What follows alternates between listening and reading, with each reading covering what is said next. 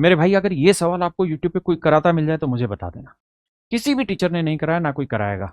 ये सवाल मैंने अपनी यूट्यूब पे मीन्स की क्लास में करा रखा है और हूबहू बहू सवाल एज इट इज आपके सामने आ गया। ध्यान से देखना, बहुत टॉप क्वेश्चन है, टूटेगा ही नहीं बच्चों से ऐसे तो।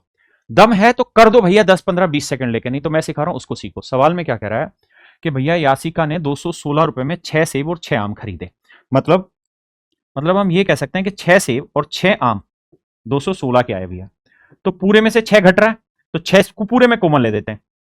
तो 6 कॉमन लेंगे तो एक आम एक सेब आ जाएगा 36 का। बिल्कुल ठीक है। अब मेरे दोस्तों हमसे पूछा क्या सवाल में, उस पर आते हैं।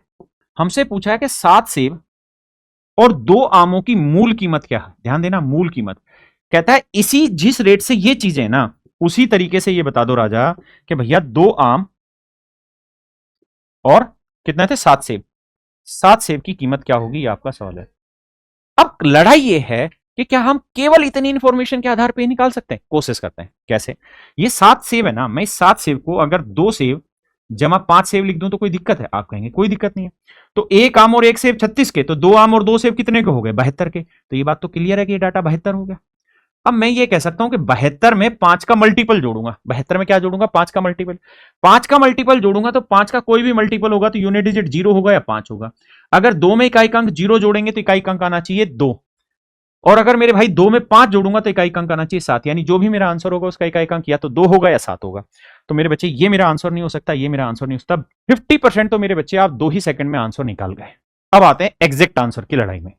देखिए मेरे भाई, अगर मैं इन दोनों में से एक को सही मान लेता हूं, 212 को अगर सही मान ले तो 72 इसमें से घटाऊंगा 212 में से, तो बचेगा कितना, 2 में से 2 गया 0 और 21 में 7 गया 140।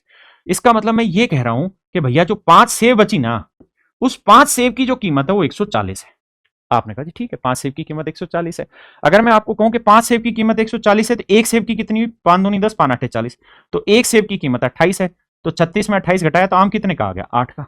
अब इस वाली स्टेटमेंट को चेक करते हैं। कहता है जब एक सेब की कीमत 30% कम हो जाती है, यानी सेब की कीमत 30% घटाई जा रही है, और एक आम की कीमत वही रहती है। कहता आम फिक्स है, इस आम में दिक्कत नहीं है।